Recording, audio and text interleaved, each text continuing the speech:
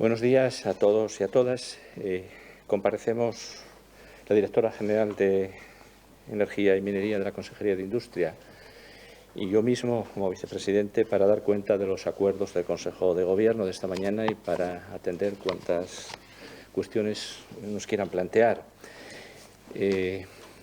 Excuso la asistencia de la portavoz oficial, de la consejera de Derechos Sociales y Bienestar, por cuanto que está impedida de comparecer por una cuestión de índole, una incidencia sanitaria, una incidencia de salud.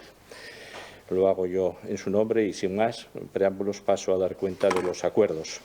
El primero de ellos, y el más relevante, es el que tiene que ver con la decisión que se ha adoptado de someter a información pública y a redefinición la planificación territorial en materia de ordenación de parques eólicos, ¿no? Las directrices, en definitiva, que se someten a revisión.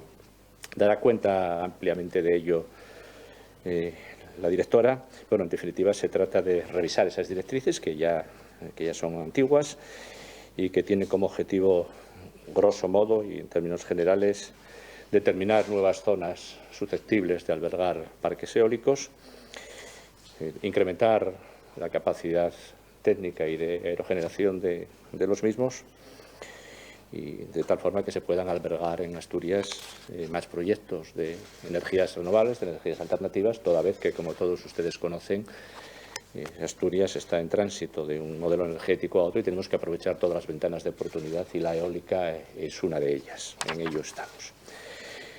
El segundo acuerdo que hemos adoptado tiene que ver con la redefinición y recualificación de la Comisión de Seguridad Minera. Es una comisión que auxilia a la Administración de carácter asesor, cuya constitución data de hace ya 34 años y hemos considerado que convenía redefinirla, en fin, tanto en el número de personas y las características de las mismas que la componen, y en cuanto que, a pesar de la actividad minera, con el devenir de los años, ha sufrido o ha experimentado un decrecimiento importante, no es menos cierto que en estos momentos debe de ser objeto también de la vigilancia de esta comisión, actividades conexas con la propia actividad minera tradicional, actividades que tienen que ver con la minería metálica, la no metálica, en fin, la protección de áridos o nuevos tipos de carbones que están de altas prestaciones. Por lo tanto, conviene, repito, hemos considerado que después de 34 años conviene y es necesario readecuar tanto las funciones como la composición de esta Comisión de Seguridad Minera. Y, finalmente, también se ha adoptado la propuesta de la Consejería de Ciencia e Innovación. Se ha procedido al nombramiento formal del nuevo rector de la Universidad de Oviedo, el catedrático de Derecho Constitucional, don Ignacio Villaverde Menéndez. Todos ustedes saben que ha concluido hace unos días el proceso electoral, en opinión del Gobierno, ejemplar. Quiero felicitar desde aquí tanto al rector saliente por el trabajo realizado como al elegido y al que se nombra hoy, por cuanto que tiene por delante un trabajo muy importante para Asturias y los asturianos en el ámbito educativo. Felicitarles yo creo que a veces se echan falta procesos como el que se ha celebrado y sustanciado en la universidad, procesos electorales, yo creo que ejemplares, tranquilos, sosegados y con un cambio de una transmisión de poderes que a nosotros nos parece que se está sustanciando en términos ejemplares. Por lo tanto, felicitaciones tanto al rector saliente como al que se acaba de nombrar ahora mismo. Y, finalmente, quiero darles cuenta de un asunto que, aunque ya hemos anticipado semanas atrás,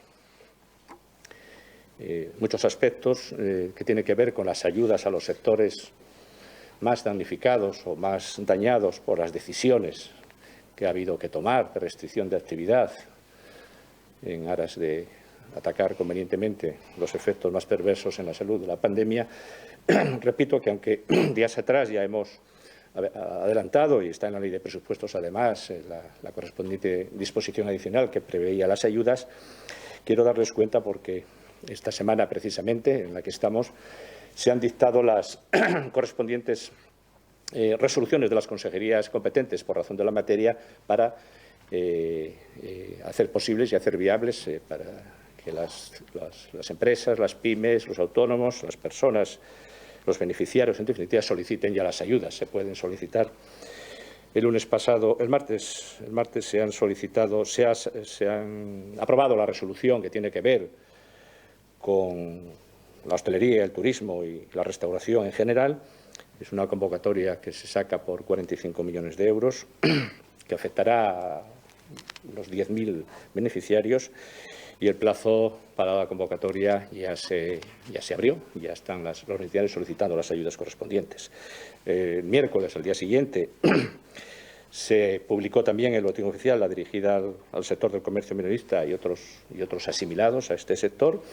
Es una convocatoria de 21 millones de euros, casi 22 millones de euros, y va dirigida, en teoría, a 11.500 destinatarios. Y ahora mismo, en el Boletín Oficial del día de hoy, se ha publicado la que tiene que ver con las actividades deportivas y culturales, dotadas con un conjunto de 7 millones de euros. Por lo tanto, las solicitudes para este último segmento se podrán empezar a enviar al Principado a partir del próximo miércoles.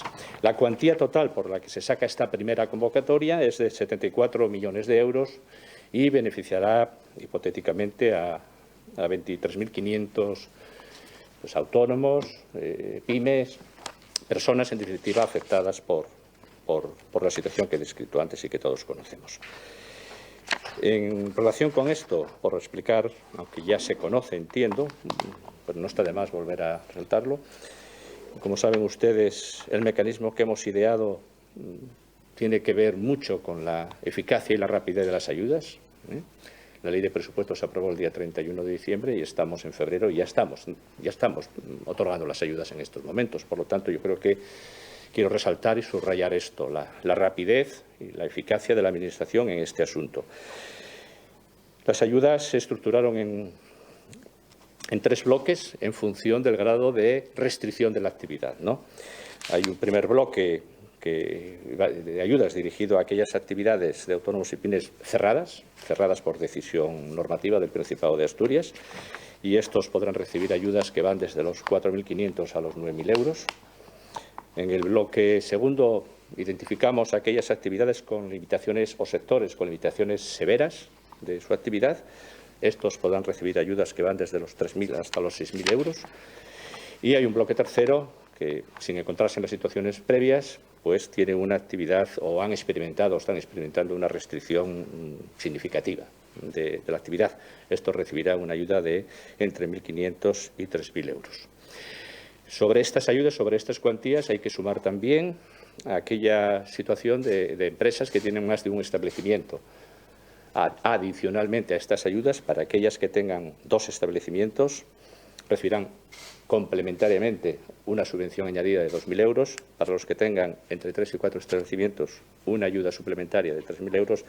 Y para los que tengan más de 5 establecimientos, 4.000 euros adicionales. En definitiva, esquemáticamente o resumidamente, este es el calendario, la cuantía y la estructura de las ayudas que hemos ideado. Decirles, por razón de actualidad, por si les interesa el dato, que a última hora de la noche de ayer, con respecto a la primera convocatoria, la de hostelería, que va dirigida en principio a unos 11.000 beneficiarios, ya se habían recibido a última hora del cierre de ayer de los sistemas informáticos del Principado 4.270 solicitudes. Bien, con esto finalizo esta primera intervención y le doy la palabra a la directora de Energía y Minería del Principado de Asturias, que les ampliará un poco o mucho, como ella considere, y ustedes, la información sobre la revisión de las directrices que tienen que ver con la instalación de los parques eólicos en Asturias. Pues muchas gracias, vicepresidente. Buenos días. Como ha señalado el vicepresidente, el Consejo de Gobierno ha autorizado esta mañana una petición conjunta de las consejerías de Industria, Empleo y Promoción Económica y de la Consejería de Medio Rural y Cohesión Territorial para iniciar el proceso de revisión de las actuales directrices sectoriales de ordenación del territorio sobre energía eólica, que están en vigor desde hace casi 13 años. Como sabéis, en Asturias hay desde hace unos días en operación 22 parques eólicos con una potencia total de 611,45 megavatios. Y tenemos actualmente 47 solicitudes de nuevos proyectos que se encuentran en diferentes fases de tramitación administrativa. Las directrices sectoriales actualmente en vigor han supuesto y aún suponen una adecuada planificación territorial que permite armonizar la instalación de parques eólicos con la protección del medio ambiente, con la protección de la biodiversidad y el medio natural, así como con la ordenación y estructura del territorio y con otra serie de parámetros como son las infraestructuras o el patrimonio cultural. No obstante, y a la vista de los resultados tras más de 12 años de vigencia, se hace preciso fomentar el desarrollo en Asturias de energías renovables que sean capaces de sustituir a las centrales convencionales de producción de energía eléctrica a partir del carbón, a partir de combustibles fósiles, con el fin de garantizar la seguridad del suministro eléctrico, pero también su calidad, y con el fin también de preservar el empleo en el sector energético en nuestra comunidad autónoma. Por tanto, consideramos necesario y adecuado abrir un proceso de participación pública en el que de forma transparente los distintos agentes que así lo deseen, incluidos por supuesto los ayuntamientos, puedan exponer cuáles son, a su juicio, las reformas necesarias que precisan las directrices eólicas para que, garantizando esa adecuada protección del territorio, se permita un desarrollo ordenado, pero también efectivo, de la energía eólica en Asturias. Se trata, por tanto, de contribuir desde nuestra región al imprescindible cumplimiento de los compromisos europeos e internacionales asumidos por el Reino de España en materia de lucha contra el cambio climático.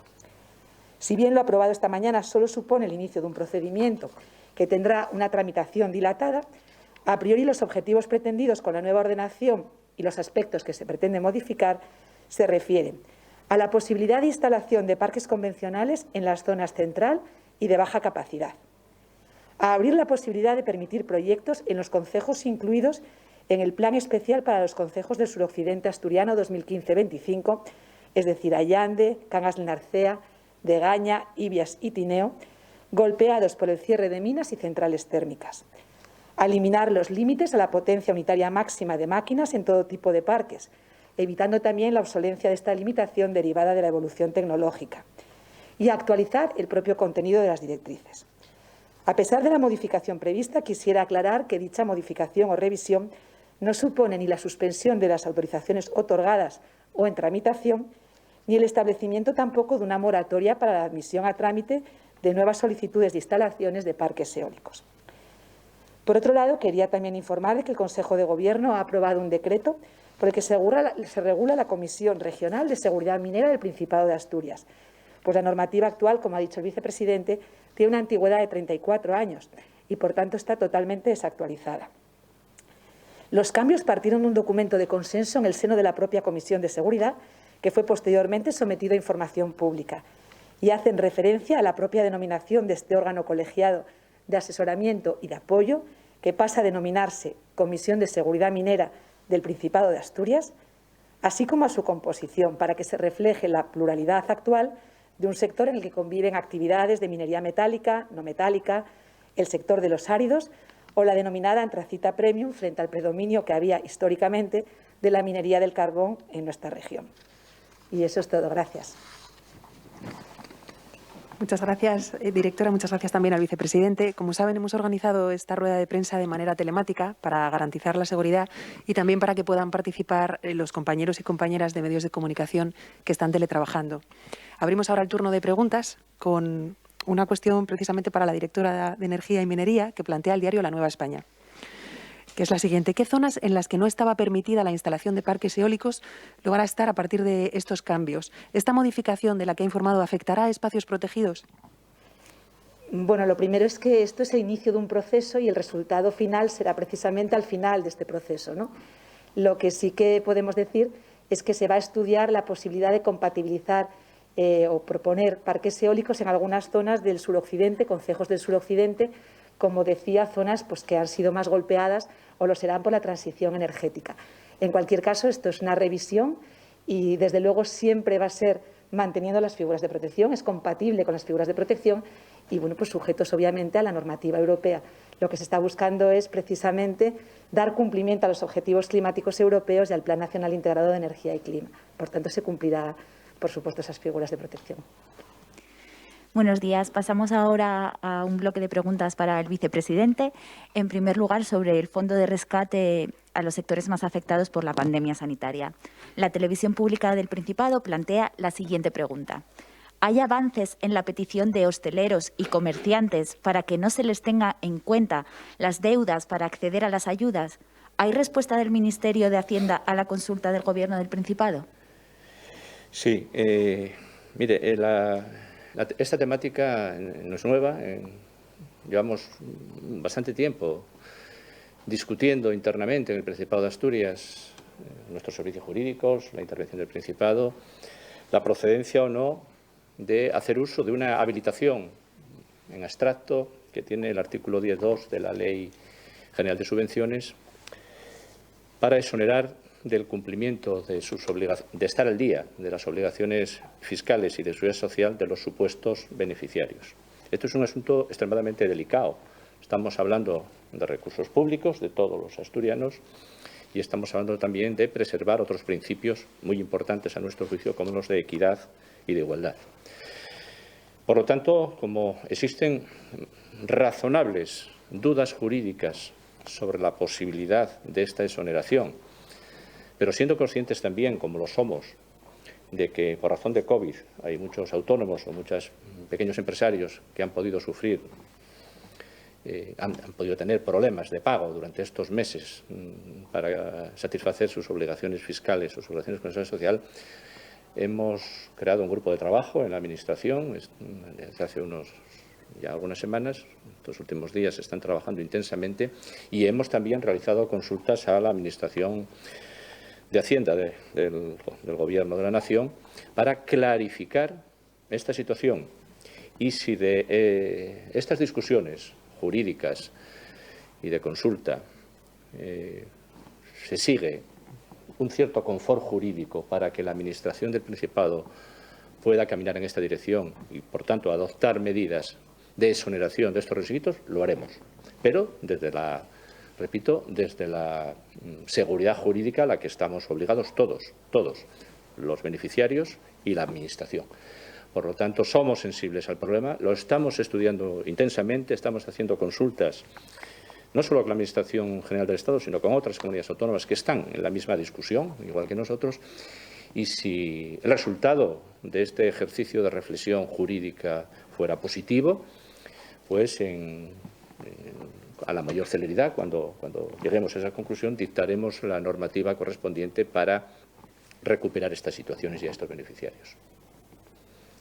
Gracias, vicepresidente. Varios medios se interesan por las reuniones que hubo ayer con la empresa Amazon. Por una parte, Radio Asturias pregunta ¿qué percepción tiene el Gobierno del proyecto de Amazon tras los detalles expuestos ayer por sus representantes? ¿El tipo de empleo que se anuncia satisface las expectativas del Ejecutivo? Y la Televisión del Principado, la TPA, plantea ¿aportó la visita de ayer de las dos directivas de la multinacional alguna novedad? ¿Está ultimada ya la venta del suelo? ¿Harán públicos los números de esta operación? Muchas preguntas y me satisface que se hagan porque son en torno a un asunto, pues yo creo que muy importante para el futuro de la región y del empleo y de la actividad económica en esta comunidad. Bueno, la primera cuestión acerca de si el Gobierno, qué percepción tiene el Gobierno sobre los detalles, como comprenderán, llevamos muchos meses negociando discretamente con la empresa esta instalación y, por lo tanto, los detalles para el Gobierno eran conocidos. Lo único que quisimos hacer, la empresa y el Gobierno, es un ejercicio de transparencia absoluta con los grupos políticos para hacerles partícipes también de los detalles que conocía el Gobierno, hasta donde es posible conocerlos en estos momentos por cuanto que el proyecto está iniciando. Está en una fase todavía ni siquiera han comenzado las obras, que lo harán en las próximas semanas, pero todo lo conocido hasta ahora, todo lo que hemos podido contar, se ha contado en el día de ayer, aunque ya fuera conocido por el Gobierno del Principado, sometido en este caso en mi persona a una cláusula de confidencialidad hasta el día de ayer. Si satisface al Gobierno del Principado el tipo de empleo, en fin, quien conozca la empresa y más allá de algunas cuestiones que se suscitan episódicamente sobre el comportamiento de la empresa, es una empresa de futuro, una enorme trayectoria ya de pasado, pero con una perspectiva de futuro tremenda. Que haya elegido Asturias dice algo. Yo lo que quiero resaltar aquí es que anida en Asturias con demasiada frecuencia un cierto pesimismo, algunas veces anclado o una cierta o asociado a una cierta aislamiento de Asturias en materia de comunicaciones, esto viene a desmentirlo rotundamente, algo que yo he dicho siempre. Cuando se le pregunta a Amazon por qué ha elegido esta ubicación, entre otras cosas señala por la magnífica red de comunicaciones y autopistas que tienen ustedes en Asturias. Hago esta reflexión para que salgamos de vez en cuando de ese cierto pesimismo que nos invade y que nos afecta psicológicamente. El tipo de empleo será diverso, es un gran centro en el que habrá empleo de todo tipo, habrá mucho empleo de diferentes tipologías de almacén, eso es así, pero también habrá en la pirámide otro tipo de empleos como en cualquier centro de trabajo. Todo el empleo en Asturias es necesario. El Gobierno del Principado no le hace ascos a ningún empleo que se oferte. Los asturianos y asturianas necesitan empleo y esta aportación va a ser significativa para el futuro de la economía de la región y para el futuro de muchos asturianas y asturianas.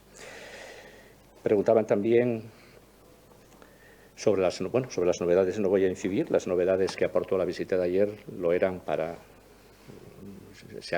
han contado todo lo que podían contar, todo el conocimiento que se tiene de diferentes extremos y aspectos del proyecto. Sobre la venta de suelo, pues evidentemente está ultimada.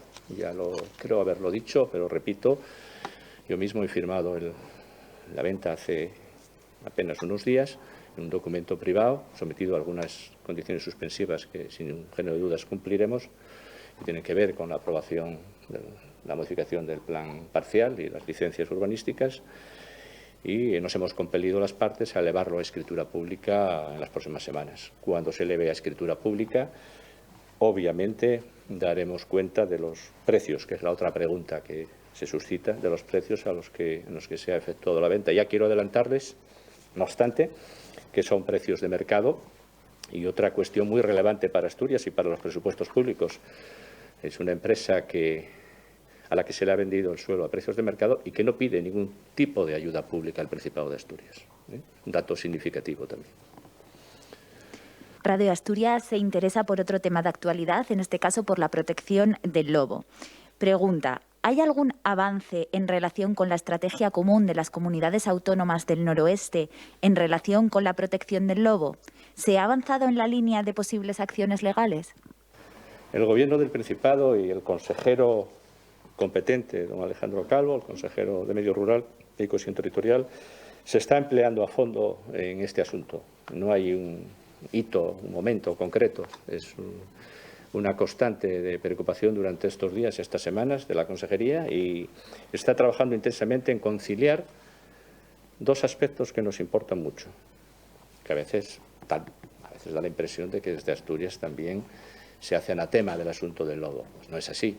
Tenemos que conciliar una cierta, la conservación de la especie en unos términos determinados y unos tamaños determinados con el ejercicio de la actividad económica en el territorio. Es muy importante para nosotros el medio rural.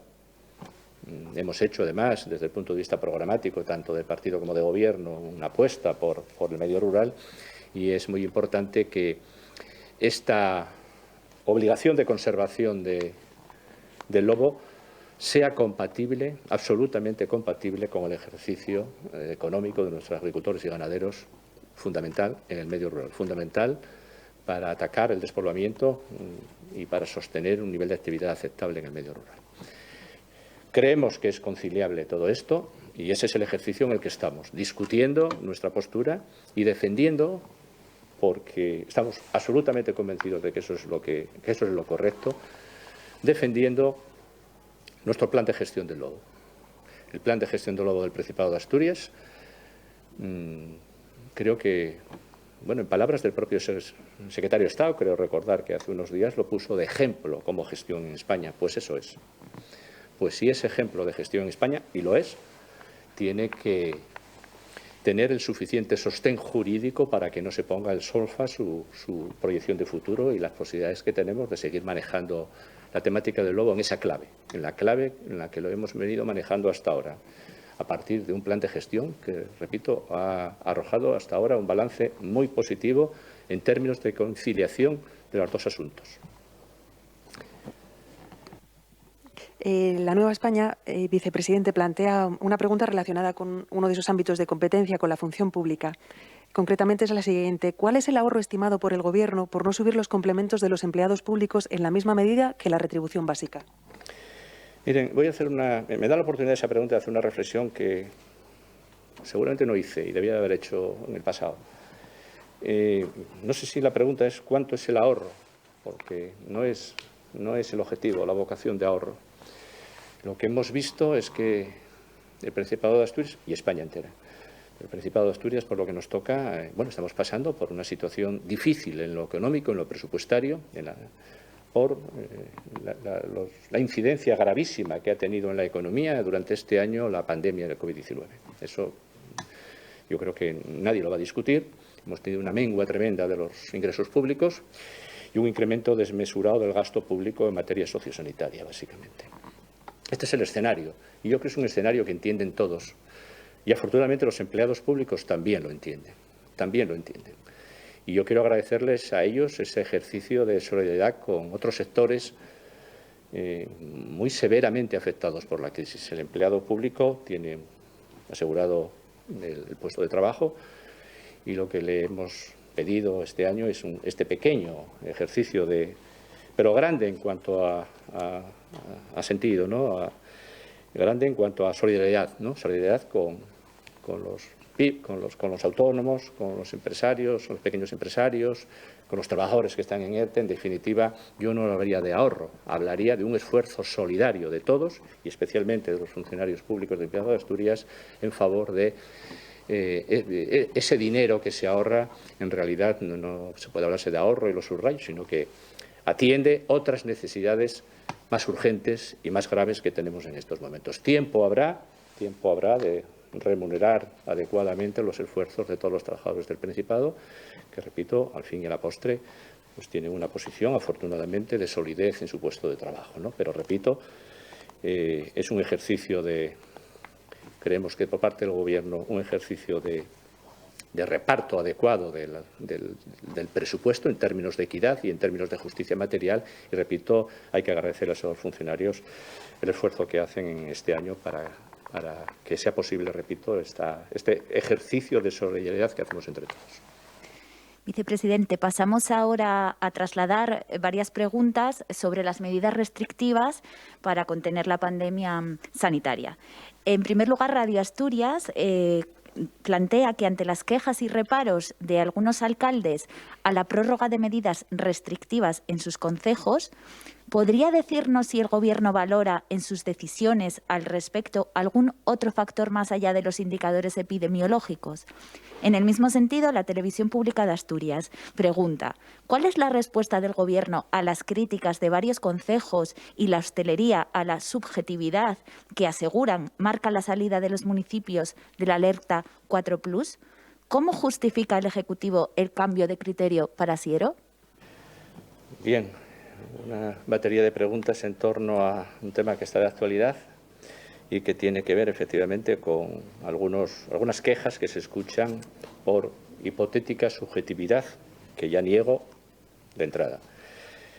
Todo lo contrario, todo lo contrario.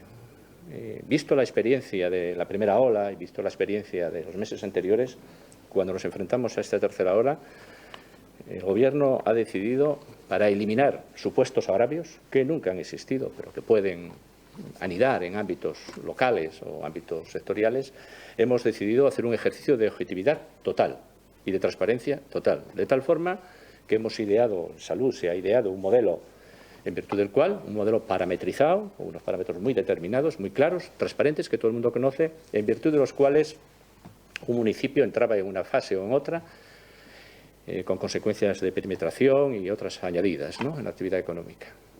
Bien, yo creo que esto, tengo la sensación, o tenemos en el Gobierno, de que ha sido bien percibido y que ha calmado, de alguna manera, estos supuestos agravios. Y es lo cierto que, transcurrido el tiempo, empiezan a sucederse situaciones de salida, de cambio de situación de algunos municipios. Y lo que hemos hecho ayer, concretamente, la Consejería de Salud y en SESPA, es dictar unas instrucciones en virtud de las cuales se parametriza también y se objetiviza también con toda transparencia, cómo se sale o cómo se cambia de situación. En términos absolutamente transparentes y objetivos. Pueden gustar más, pueden gustar menos, pero con criterios estrictamente epidemiológicos y de salud. Objetivos, claros y transparentes. Por lo tanto, está dicho todo. Yo puedo entender que la población, yo mismo, todos estamos un poco cansados, pero tenemos que seguir sosteniendo en alto todas las medidas que hagan posible que salgamos de esto cuanto antes. Y son estas. Aquí no hay ningún agravio, aquí nadie puede anidar a la luz, nadie que objetivamente lea los criterios puede sensatamente, razonablemente apelar a ningún tipo de discriminación o algún malestar por discriminación, porque no hay tal, en ningún caso. Con respecto a Siero, que es una pregunta la última que planteaban, pues en aplicación de esos criterios de salida, la situación de Siero se ha revisado y efectivamente cumple, en estos momentos cumple ya esos requisitos, esos parámetros de salida que se han dictado, con carácter absolutamente objetivo, al margen de las quejas mayores y menores de alcaldes, concejales o de sectores económicos. Repito, ejercicio absoluto de transparencia y objetividad. Vicepresidente, Radio Asturias se interesa también por el mismo asunto y en concreto plantea, ¿las acciones judiciales de OTEA retraerán al Gobierno a la hora de adoptar medidas restrictivas para la hostelería? En absoluto. En absoluto. OTEA o cualquier ciudadano o cualquier organización, estamos en un Estado de Derecho, faltaría más, tiene todo el derecho del mundo a acudir a la instancia jurisdiccional que corresponda para hacer valer sus pretensiones. Por lo tanto, está ejerciendo un derecho que está reconocido en las leyes y que tendrá cumplida respuesta en el sentido que fuere por parte del Tribunal Superior de Justicia, que es donde está residenciada ahora la reclamación, entiendo, en los próximos días. Por lo tanto, nada que decir al respecto, pero no va a condicionar en absoluto las decisiones que en materia de salud se está adoptando y adoptará el Gobierno del Principado para la protección de la vida de las personas, de los asturianos y asturianas en absoluto. Varios medios insisten en el tema de las medidas restrictivas, en este caso centrados en el concejo de Oviedo. En primer lugar, la cadena COPE pregunta que sobre los criterios para salir y entrar de las medidas 4+, en Oviedo vuelven a oírse voces que denuncian un presunto trato discriminatorio para la ciudad. ¿Ha vuelto el cerco a Oviedo? En el mismo sentido, la Nueva España. ¿Cómo valora el Gobierno las críticas de la Cámara de Comercio de Oviedo referentes a la discrecionalidad en los criterios para levantar el cierre perimetral?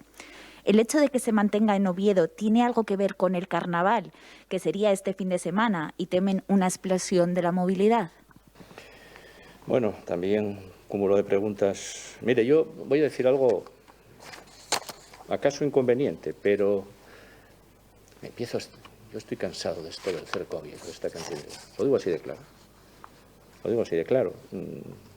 Con Oviedo, encarnado en la figura del alcalde y la institución municipal, mantenemos las mejores relaciones, ya no solo institucionales, sino personales. Y yo creo que el alcalde y los concejales se hacen eco de ello de vez en cuando.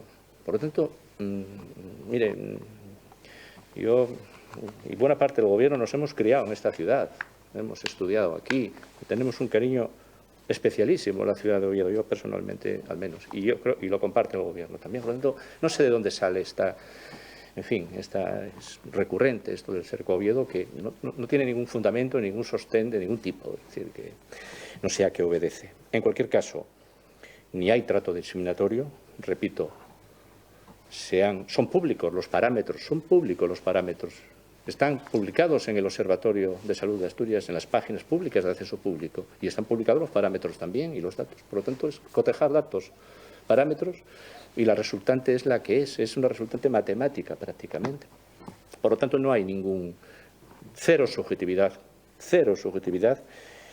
y con respecto a las críticas que me dice que la Cámara de Comercio, respecto a inciden en lo mismo, en una cierta discrecionalidad que no sostienen argumentalmente. Yo, en fin, aprecio mucho a la Cámara de Comercio de Oviedo y también tenemos una relación fluida, pero no sé, habría que preguntarles cómo sostienen estas tesis, con qué argumentos y con qué datos, sobre todo.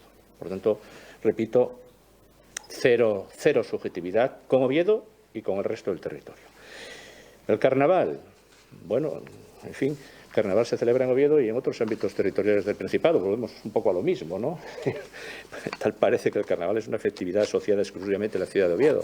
Pues mire, no tenemos presente ni el Carnaval ni ninguna otra manifestación. Tenemos presente las medidas de salud pública que nos piden nuestros epidemiólogos que pongamos en marcha de naturaleza legal para prevenir la salud de las personas. En definitiva, después del Carnaval vendrá la Semana Santa y después vendrán efemérides varias. En definitiva, no es el Carnaval el que nos está condicionando, ni sencillamente, repito, hemos objetivizado absolutamente y de forma transparente los parámetros en virtud de los cuales se entra y se sale, y eso es lo que hay, independientemente, repito, de efemérides que puedan sucederse en el tiempo, como es el caso del Carnaval, que, vuelvo a repetir, no se celebra solo en la ciudad de Oviedo, por cierto. La televisión del Principado, TPA, vicepresidente, plantea una pregunta sobre la situación de las residencias de mayores. En concreto, es lo siguiente. ¿Prevé el Principado aliviar las restricciones a las visitas de los familiares y los nuevos ingresos a corto plazo? El Gobierno está preocupado desde siempre y ahora también por la situación de los mayores institucionalizados en las residencias. A la vista de la evolución, ya lo ha hecho público, creo recordar, esta semana la propia responsable, que a la vista de la evolución positiva que afortunadamente está sucediéndose en estos centros, pues la Consejería está revisando los protocolos, de tal forma que seguramente será posible flexibilizar un poco esta situación que parece razonable que los mayores empiecen a tener más posibilidades de confort en su vida, que tiene que ver con esto también, con este asunto muy en concreto. La Consejería está implicada en esto, está debatiéndolo estos días, revisando protocolos y en su momento, en los próximos días, hará público las decisiones que adopte. La Nueva España se interesa por otra efeméride, por la celebración del Día Internacional de las Mujeres el próximo 8 de marzo. ¿Tiene el Gobierno decidida la estrategia para los actos del 8M, para los que faltan 2 semanas? ¿Habrá actos presenciales? Pues no, decididamente no. No habrá actos presenciales, no habrá actos masivos y ocurre como con otras efemérides. Cada una obedece a una. La del 8M tiene que ver con la temática que todos conocemos, muy sensible creo que para toda la sociedad, para nosotros también, pero antes que eso está la protección de la salud. No nos cansamos de repetirlo una y otra vez. La protección de la salud es lo que impera y de la vida de las personas es lo que impera en estos momentos y, por lo tanto, todo lo demás es secundario, todo lo demás es complementario ante esta situación. Por lo tanto, el 8 de marzo está ahí, muy cerca, y no tenemos una situación epidemiológica tan buena que nos permita afrontar esas efemérides, repito, sin restricciones. Todo lo contrario. No hay específicamente nada planificado, pero todo aquello que se planifique para ese día, no solo por parte del Gobierno, sino por el conjunto de las instituciones o de las asociaciones o de la sociedad civil, tiene que obedecer a criterios estrictos de salud pública. Abrimos ahora el último bloque de preguntas, vicepresidente, que están relacionadas con la vacunación contra la COVID-19. La Voz de Asturias pregunta, ¿cuándo calcula el Gobierno asturiano que podrá tener vacunada a la población mayor de 80 años? ¿El plan piloto del Autovac del Hospital Monte Naranco para vacunar desde el coche va a extenderse a otras áreas sanitarias? Bueno, no le podemos dar una fecha concreta y exacta para la finalización del proceso de vacunación de los mayores de 80 años, básicamente, exclusivamente porque dependemos como ustedes saben, de la provisión de las vacunas correspondientes indicadas para este colectivo, que como ustedes saben son las de Pfizer y las de Moderna. Hay unos acuerdos y todos sabemos cuál es el flujo que es esperable en las próximas semanas, los próximos meses, pero no podemos dar una fecha determinada porque dependemos, repito, de esa provisión y de la logística correspondiente, pero lo haremos, es un grupo prioritario y a la mayor celeridad en cuanto recibamos las dosis correspondientes. Sobre la experiencia Autovac del Hospital Monte Naranco, pues es una experiencia positiva, va bien, y en consecuencia es probable, desde el SEPA se está analizando que se pueda proyectar más allá del Monte Naranco, dado que el balance que hay hasta ahora es muy positivo con respecto a esta experiencia. Quiero aprovechar que estamos hablando de vacunación para hacerles un anuncio. El tema de vacunación es otro tema sensible, todo lo que rodea la salud es sensible por su propia naturaleza, ¿no? y nosotros hemos hecho siempre con el tema de vacunación también un ejercicio de absoluta transparencia, en cuanto a preferencias, en cuanto a los protocolos. Siempre hemos dicho que el Gobierno será el último y los cargos públicos serán los últimos que se vacunen, pero quiero anunciarles hoy que hay una persona, un cargo público, que se va a vacunar esta tarde, es el Director General de Asuntos Europeos, por cuanto que, en fin, tiene una situación familiar compleja, es un cuidador principal de sus mayores en su vivienda, que tiene afectados por una situación sanitaria muy difícil. Por lo tanto, las prescripciones del SESPA abundan y casi, en fin, aconsejan que esta persona, en relación a la protección de sus mayores, pues proceda a vacunar. Por lo tanto, queremos, en un ejercicio, repito, de transparencia, anunciar esta situación hoy para que todo el mundo la conozca de primera mano y no dé lugar a malas interpretaciones, dada la sensibilidad que hay con este asunto en el Principado de Asturias. El periódico El Comercio plantea que cuando se habla de vacunación al personal docente de infantil, primaria y secundaria, ¿incluyen los centros privados y concertados? No, desde el punto de vista de salud, el Principado de Asturias no ha hecho nunca discriminación y lo va a hacer ahora. Está dicho todo. La última pregunta también sobre vacunación y también del diario El Comercio, vicepresidente. Dice, estos días se están viendo colas en centros de salud. La Consejería de Salud dice que las áreas sanitarias están dando horas y citas concretas para que eso no ocurra, pero la cuestión es qué está pasando.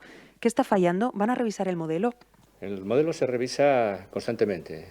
Hemos visto que se sucedían en algunos sitios, en algunas escuelas, y estamos intentando gestionar la demanda, o hacer que la demanda y la oferta se gestione correctamente en el tiempo para que no sucedan estas situaciones de, bueno, pues incómodas, ¿no?, de colas y de pérdidas de tiempo de las personas. Por lo tanto, se está revisando constantemente y desde el SESPA lo que entienden es que en los próximos días estas situaciones se corregirán y desaparecerán.